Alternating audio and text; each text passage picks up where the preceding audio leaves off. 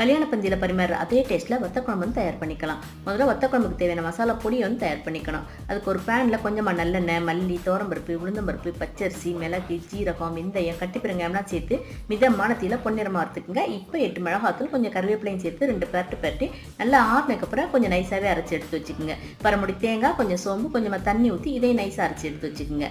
ஒரு கடாயில் கொஞ்சம் தாராளமாகவே நல்லெண்ணெய் சேர்த்துக்குங்க. கடவுளுந்தம்பருப்பு, வெந்தயம் சேர்த்து கடுகு நல்லா பொரிஞ்சோடனே உரிச்ச சின்ன வெங்காயம், பூண்டு, கருவேப்பிலையெல்லாம் சேர்த்து நல்லா வதக்கிடுங்க.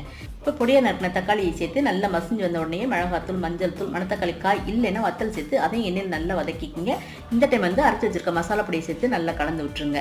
அதுக்கப்புறம் தேங்காய் பேஸ்ட், அப்புறம் கல் உப்பு இதெல்லாம் சேர்த்து நல்லா எண்ணெய் பிரிஞ்சு வந்த உடனேயே பெரிய எலுமிச்சம்பழ புளி வந்து தண்ணியில் நல்லா கரைச்சி ஊற்றிக்கிங்க. தேவைப்பட்டா இன்னும் கொஞ்சம் தண்ணியும் ஊற்றிக்கிங்க.